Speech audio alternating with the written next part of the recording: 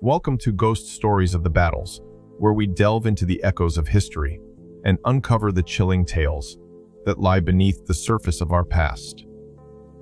Did you know that the very ground where leaders once plotted their domination might now be haunted by their dark secrets? Join me as we explore the eternal shadows lurking in Hitler's Hideout, the Wolf's Lair. Nestled deep within the dense forests of East Prussia, the Wolf's Lair served as Adolf Hitler's Eastern Front headquarters during World War II. This strategic military outpost was the birthplace of countless strategies, plotting the course of a conflict that would reverberate through time. Yet, as we reflect on these fortified walls, we must also acknowledge the harrowing history they encompass. Lives were lost on the battlefield, dreams shattered, and humanity forsaken, all against the backdrop of a brutal war. As we approach the Wolf's Lair today, an atmosphere of foreboding lingers. The remnants of concrete bunkers stand as grim sentinels, shrouded in eternal fog that swirls like the memories of those who once tread these grounds. The silence is disturbingly palpable, broken only by the rustling leaves of ancient trees that have witnessed both the rise and fall of empires. Here, in this hauntingly beautiful yet chilling setting, we bear witness to the ghosts of the past, echoes that beg to be unearthed and understood. What stories do they hold?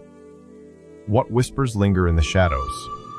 Let us journey forward into the heart of darkness, where the boundaries of history and the supernatural blur, revealing truths that may forever linger in our hearts and minds. Story 1000 Whispers in the Bunker. Victor Gibbons stood at the rusted iron gate of the Wolf's Lair, his breath fogging in the frigid air, remnants of a winter-long past encasing him in memories he would rather forget. It had been years since he served here, patrolling the cold, damp corridors of what had once been Adolf Hitler's Eastern Front headquarters during World War II. The remnants of the bunker loomed behind him, its concrete visage now overgrown with creeping vines and pushed aside by wild foliage, nature's persistent reclamation of man's dark creations.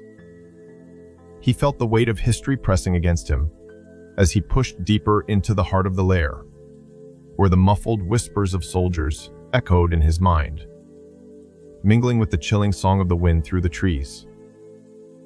Once a place of sinister plots and grim strategies, now the bunker stood silent save for the rustling leaves a hollow shell of its former self. But Victor knew better. He had been here when the walls were alive with the chatter of officers and the rumble of machinery. Inside, shadows danced along the walls, hiding the stories of brave men and broken souls. His heart pounded as he stepped into the main bunker. The air turned heavy, coiled like a snake poised to strike, filled with the stench of decay and damp earth. Each push of the chill felt like a hand grasping at him, urging him to turn back. But Victor pressed on, compelled by a need he couldn't quite articulate, a longing to confront the ghosts of his past that gnawed at him.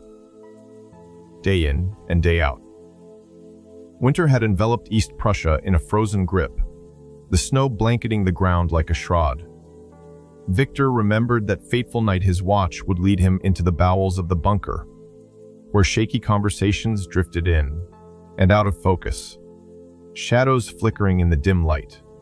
Whispers, unsettling in their familiarity, echoed through the air, bouncing off the cold hard walls as though the spirits themselves were trapped within them.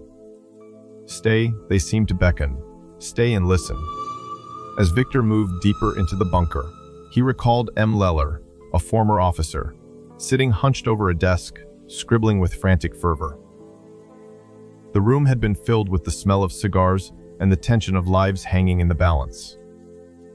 Amid the strategizing, when the clock struck midnight, Victor felt something fracture within him, a cold dread that seemed to crawl up his spine.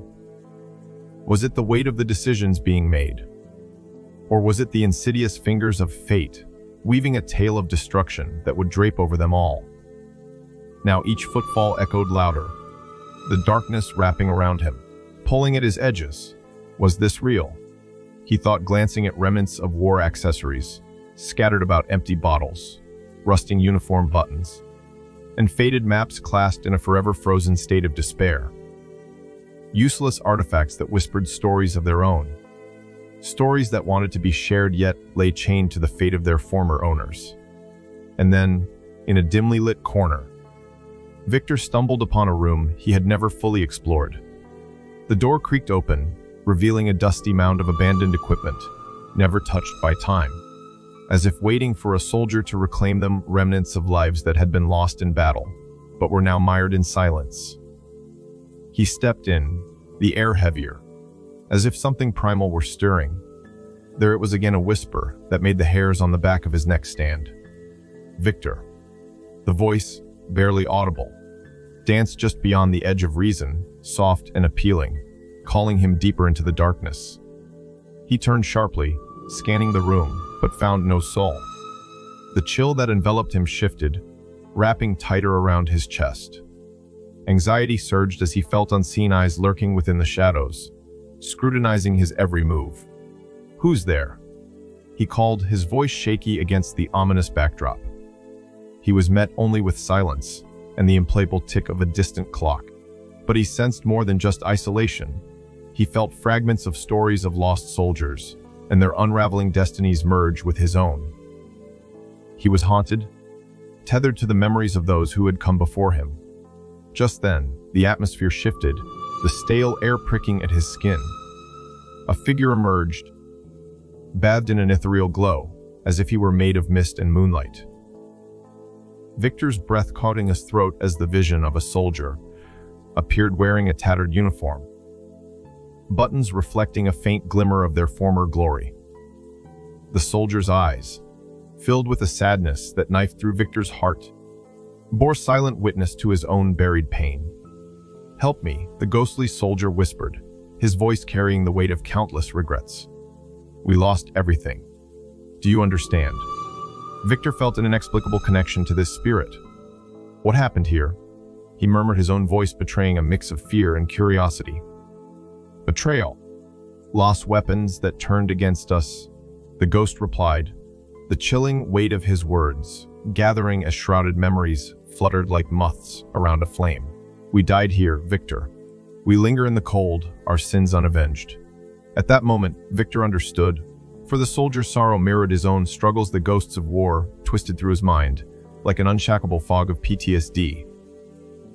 Memories of gunfire, screams, and the stark reality of loss ebbed and flowed in an agonizing tide, never truly letting him rest. Each encounter, each life extinguished, left behind scars deeper than any bullet wound. The soldier stepped closer, his emotions a surge of reflections, revealing a story threaded through the threads of war.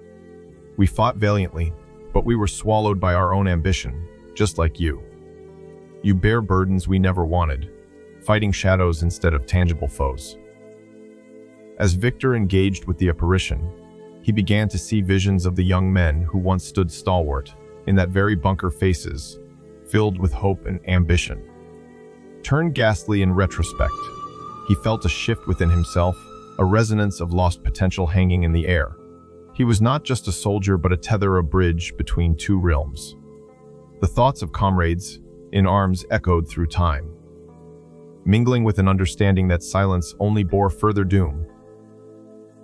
The garnishes of guilt mingled with the spirit's tale, and Victor knew he had a choice to make: to embrace the shadows or to let them go and move forward, facing his own demons head-on. "I can help you.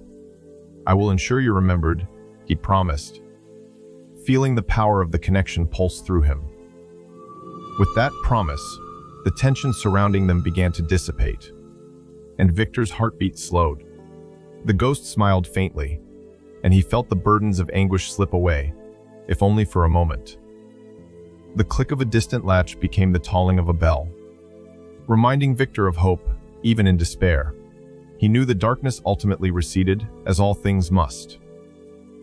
As the first hints of dawn broke through the heavy shadows, there was a resolution for both the soldier and himself. Victor emerged from the depths of the bunker as dawn's light crept timidly over the horizon, casting a golden hue across the remnants of history. The whispers had quieted, the cold clutch of despair had loosened its grip around his chest, and he felt at peace for the first time in years. The soldier's specter had left its mark, a gentle reminder not of haunting, but of understanding the historical echoes of grief were not just shadows, they were lessons. He glanced back at the fortress that once housed the weight of a world's conflict, realizing it served not only as a military hideout but a grave for lives entwined in darkness. Victor had confronted some of his fiercest demons and held the hands of those lost to time. The past, once a burden, felt lighter. It was a canvas painted not only with sorrow, but with the possibility of remembrance. They were still there, beyond the walls, lingering in the air, a communion of spirits and shadows, waiting to be acknowledged. Victor turned away from the bunker with a newfound purpose, resolved to keep the stories alive. Each step forward marked a journey toward healing, both for himself and for those unnamed soldiers who had fought bravely, yet at a steep cost. As he blinked against the rising sun, Victor understood that while those echoes would always whisper in the dark, they could also guide the living. He walked on, embracing the dawn, knowing that although he would remain haunted, he would never again feel alone. There lay resolution, and through it, the past could live on, not as a shackle, but as a testament to the resilience of the human spirit. But what if those walls could tell of deeper, darker secrets? Let's turn our attention to another chilling encounter as we journey into the stories that shake the very core of bravery and fear. Story 2: Cursed Treasures. Anna Waterman, a passionate historian and artifact collector, stood before the iron gate of the Wolf's Lair, her heart racing with excitement. The well-documented history of this infamous site had fueled her interest in World War II for years, but stepping onto the very grounds where secrets lay buried was a dream come true. Armed with a camera and a notepad, she felt a thrill of anticipation as she crossed the threshold into the remnants of history. Inside, the air was thick with a ghostly silence, as if even the walls were hesitant to bring up the tales they had witnessed. Shadows danced in the corners. Patches of gray light seeped through the cracks in the concrete bunker. As she wandered deeper into the labyrinth of rooms, Anna stumbled upon a forgotten storage area, its door creaking open to reveal a room overrun with dust. Cobwebs hung like lace curtains, and the walls seemed to pulse with hidden stories. Stepping inside, her eyes widened at the sight of uniforms hanging lifelessly, gas masks perched as if waiting for their owners to return, and stacks of classified documents yellowed with age. Amongst the chill, a sense of foreboding began to unfurl. There was something off about this place, a lingering tension that raised the hair on the back of her neck. Suddenly, from the depths of her exploration, Anna noticed something peculiar. Scraps of paper scattered across a table, seemingly unimportant until she leaned closer. They were filled with cryptic warnings, factual notes written in a hurried hand. The treasures of Wolf's Lair hold heavy curses. The ominous message sent shivers down her spine. Intrigued yet apprehensive, Anna knew she had to uncover the secrets of these cursed treasures before she was ensnared in their dark legacy. As Anna carefully sorted through the documents, she felt an inexplicable pull towards them, as if the ink somehow whispered secrets from the past. Questions swirled in her mind as she pieced together the fragmented tales of the soldiers who once roamed these halls. The deeper she delved, the more stories began to emerge, stories of greed, betrayal, and ultimately, tragic ends. Hours melted into moments. The sun dipped low outside, casting long shadows that crept across the interior like silent phantoms. Driven by an insatiable curiosity, Anna followed the notes, cryptic clues, which hinted at a hidden treasure buried within the lair. Perhaps this treasure was more than mere artifacts. It represented ambition spun into darkness. She retraced her steps, guided by the eerie echo of her own breath. Soon enough, she discovered a narrow staircase leading downward. The air grew colder with each step she took, and the heavy silence enveloped her as she descended further into the depths of the lair. At the bottom, she was met with a heavy door, rusted and imposing. Heart-pounding, Anna pushed it open, and the sight that met her eyes took her breath away. The chamber was filled with an array of opulent items, ornate weapons, gilded uniforms, and metals that shimmered enticingly in the dim light. Each object seemed to radiate an aura of malevolence, as if a warning echoed from their past owners. But something felt wrong. The very air felt charged with despair. As she reached out to touch a beautiful dagger encrusted with gems, an icy gust swept through the room, extinguishing her flashlight momentarily. Anna gasped, her instincts screaming that she was not alone. Ghostly figures began to materialize, encircling her, their expressions tormented. They were soldiers, clinging tightly to their treasures with desperate eyes, their forms flickering like dying embers. "Leave," one of them moaned, his voice a raspy echo of sorrow. "These are not treasures, they are curses." Anna's heart raced as fear coursed through her veins. She had always read about haunted sites, but experiencing it firsthand was a chilling reality. "I'm just studying the artifacts," she pleaded. "I mean no harm." But the spirits seemed unmoved by her intent, trapped in their own haunting narratives of greed and regret. As they spoke in tortured whispers, she learned that each object in the chamber bore an unfortunate story, a thread woven from the fabric of war and loss.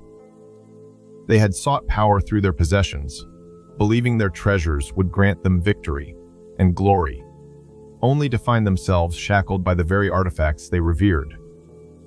The soldier who had warned her stepped closer, his face contorted in anguish.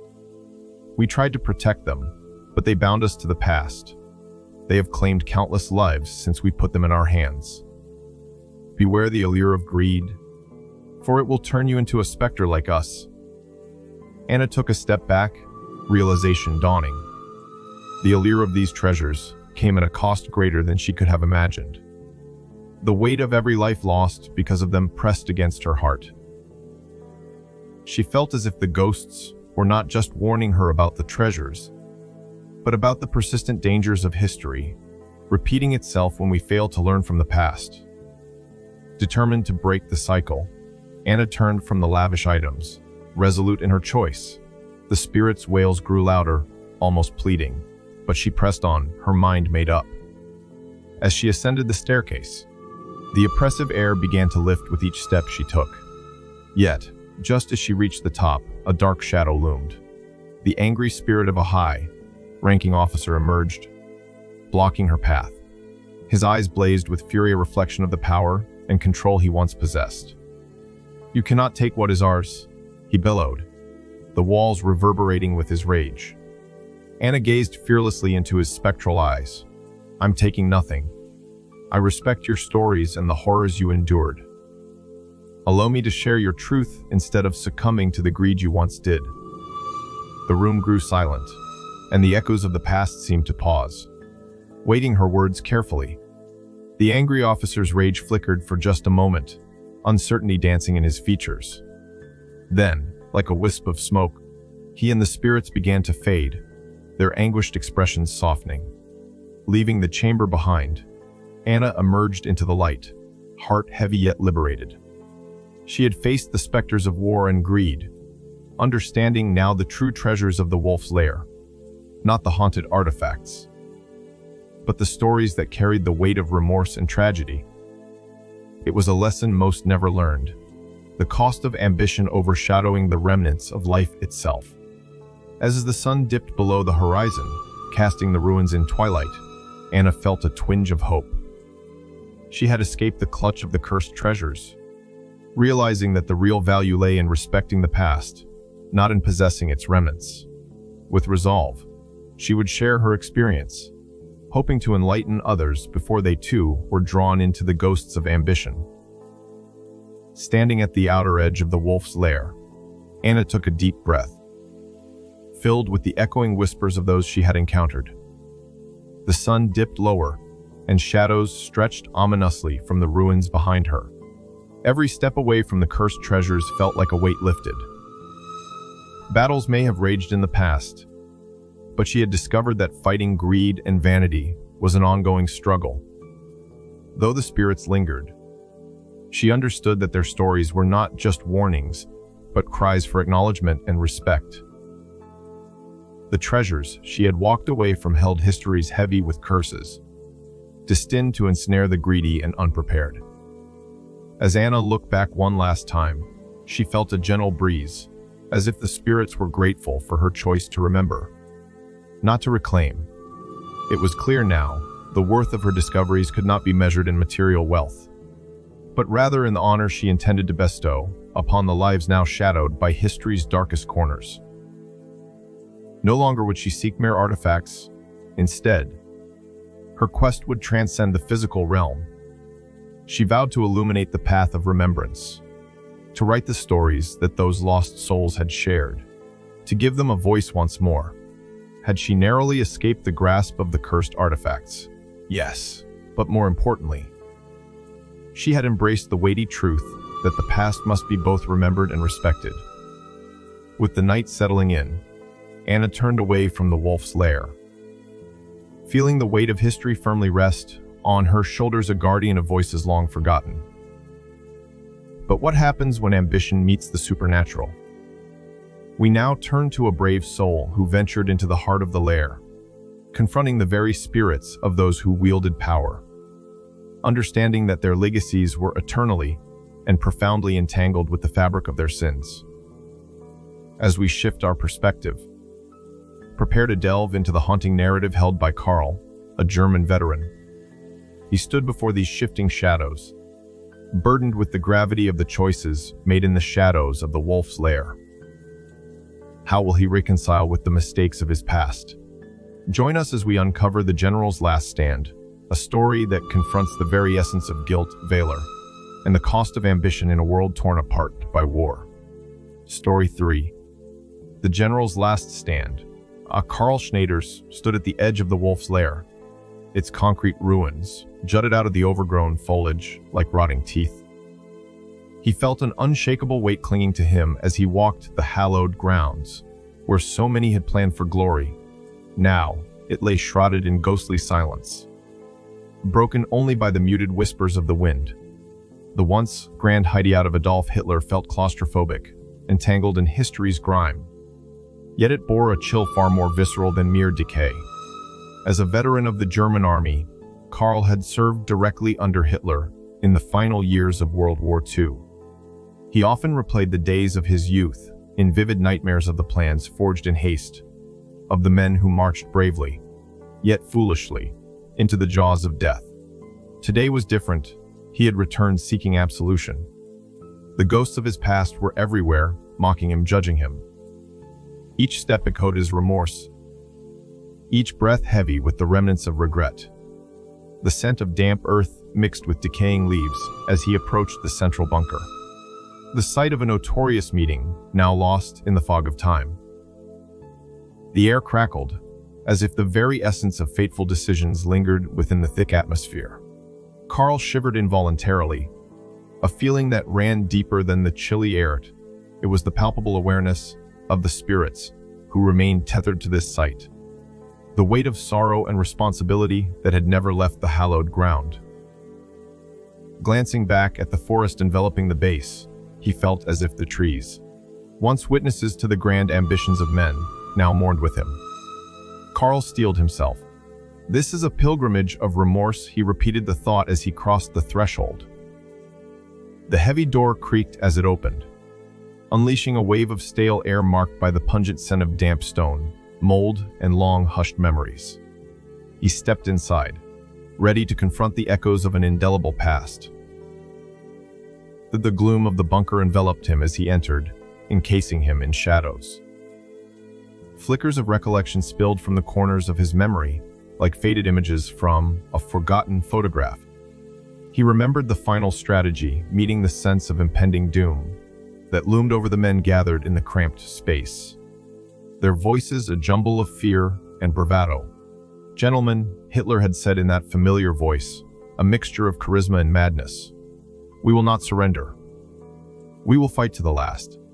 His words had sent a chill down Karl's spine. Even then, The room had been electric, the tension palpable as they discussed desperate maneuvers to stave off the advancing allies. Behind those words of defiance lay dark foreboding, an understanding that the end was near.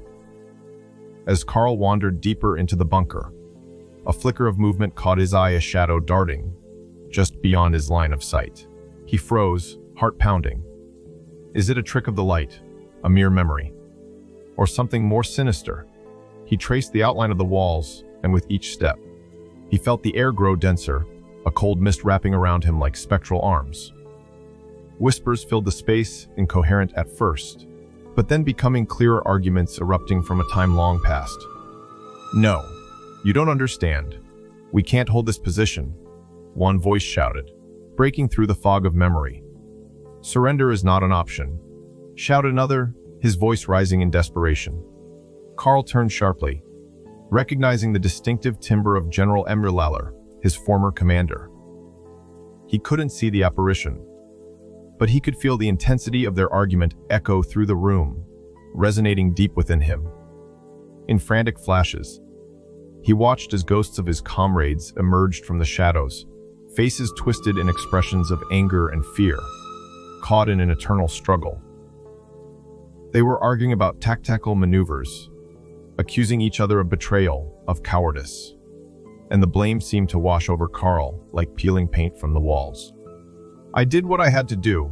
We all did," he shouted into the darkness, struggling to break the cycle of unearthed despair. But his words only added to the cacophony. Lost among the spectral echoes, visions of the past played out around him, details as vivid as the memories he bore. The bunker became a stage, and the men were actors in a tragedy, bound by the chains of their choices.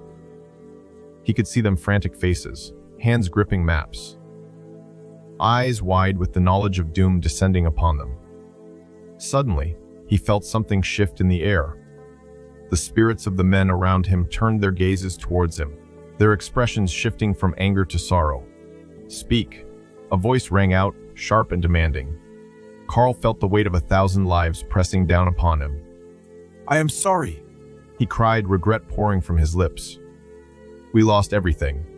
I watched friends die in vain, fighting for a cause that was damned from the start." The phantoms fell silent, the room stilling as if acknowledging his pain. In that quiet, the figures around him shifted, reflecting the turmoil of their own fates, their spectral faces evolving from rage to acceptance. "Do you recognize your part in it?" whispered another ghost, this one familiar yet foreign. A comrade he had fought alongside. "You stood there, yet you didn't fight against it. Where did your courage go?" Tears streamed down Carl's cheeks as he felt the bitter taste of guilt rising within him. "I was young, scared. I didn't know what to do," he confessed, his voice breaking. Suddenly, the room was filled with an icy wind, swirling around him. Memories flashed before him, shells exploding, comrades falling like rain, cries of despair, and the relentless march of dark ideologies absorbing their humanity. Each vision pierced through his heart, a haunting reminder of irreversible choices. Then, in a moment of clarity, Carl understood. The true weight of his actions had never faded. It lingered like an indelible tattoo, marking him as a participant in that terrible legacy. The spectral figures closed in, their faces a mix of sorrow and understanding, as if they recognized the burden he had carried all these years. "This is your chance to remember, to forgive yourself," one of them urged, their voice now soft, a mere breath through the shadows. Could it really be that easy to forgive oneself for standing idly by while history marched past? A glimmer of hope flickered within him as the icy grip of despair began to thaw. "Yes," he stammered, the words struggling to escape his lips. "I will remember. I will honor you and the truth. I won't let your sacrifice be forgotten." As those words left him, a warmth enveloped the room that radiated like the first light of dawn breaking through the darkness. The spirits around him smiled sadly, their features losing the haunting pallor, becoming more human in the light, as though they too were ready to release the weight of their burdens. The air shifted again, and in that instant, he felt a profound sense of release. The spirits of his comrades faded, their essences intertwining with the fading darkness, leaving behind only the echoes of their shared histories. As the haunting voices quieted, the oppressive atmosphere lightened, and Carl found himself standing alone in the stillness of the bunker. The walls held no more whispers, no more shadows of guilt. Instead, they stood as silent witnesses to a tale now embraced and accepted. He took a deep breath, feeling the fresh air fill his lungs, cleansing his spirit. Outside, the sun began to rise over the horizon, spilling its golden light across the ruins, illuminating the scars left by time and tragedy. With the dawn breaking, Carl emerged from the depths of the wolf's lair, feeling a weight lift from his shoulders. He was no longer just a man haunted by the choices of his past. He had wrestled with the ghosts of his comrades and emerged with a sense of purpose. He realized that their stories, twisted by the horrors of war, deserved to be told not just as tales of tragedy, but also as lessons learned through the aching pain of history. He paused as he stood at the exit, taking one last look at the concrete scars of the bunker that had witnessed so much sorrow. Those walls were no longer just remnants of a twisted idealism, but rather a testament to the complex interplay of choices and consequences, of courage and cowardice. Carl stepped in the light, his heart lighter. He had come seeking forgiveness, and in doing so, he had found a determination to ensure those sacrifices would never be in vain. The past is never truly gone, he murmured to himself as he walked back to the forest, now a living reminder of growth and renewal. It lives on in every choice we make. I will remember. Carl felt a newfound strength surge within him as he walked away from the wolf's lair. With each step toward the dense forest, he understood that recognizing one's past, the regrets, the tragedies, the lost souls, was crucial in shaping the future. There was a history to uphold, a shared burden, an obligation to ensure that the ghosts of yesterday were not just artifacts of memory, but guiding lights for generations to come. What binds us to the past? And what lessons do we fail to learn? He pondered, his heart echoing with the truths he had embraced. And as the morning sun filtered through the trees, illuminating the path ahead, he felt a sense of anticipation growing within him, the spirit of learning and remembrance. Next on this haunting journey, we will explore the final story that deepens the resonance of history, focusing on the architects of the Wolf's Lair, who built it not just to secure power, but ultimately to cast shadows of pain over generations to come. Join us as we delve deeper into the whispers of the past that echo through every corner of this haunting narrative. Story 4: The Sins of the Architects. As the chill of the evening settled over East Prussia, Michael, a dedicated architecture student, stood alone in a dense clearing, holding in his hands a weathered blueprint of the Wolf's Lair. Years of fascination with military architecture had drawn him to this dark relic of history, a place where power and pain had been shaped under the hands of architects who had long since perished. The Wolf's Lair was not merely a hideout. Its convoluted layout and fortified structures represented the dark ingenuity of gifted minds looking to create a fortress of tyranny. Michael felt a mix of awe and dread as he traced the lines on the blueprint, envisioning the grandiose designs that birthed an infamous place. In the center of the clearing, he discovered a dilapidated model of the lair, long left to the elements. The overgrown grass carpeted the ground like a forgotten quilt of time, while decaying branches loomed overhead like skeletal arms. It was here that Michael heard the first whisper, a shuddering noise that lingered in the damp air, echoing the remorse of those who had designed the edifices of war. The sun dipped beneath the horizon, casting elongated shadows that danced among the ruins. Swallowing hard, Michael steeled himself for what he might discover. Little did he know, the architect's specters awaited, ready to unveil the truth about their creations and the consequences that writhed beneath the surface like an unquiet ghost yearning for acknowledgement. As Michael ventured deeper into the clearing, the whispers coalesced into understanding. These were ghosts of the architects once revered, now revolved haunting the very structures they had sculpted from concrete and steel. Each step felt heavy with the weight of unspoken words as he stood amid the crumbling remains of a design meant to uphold tyranny.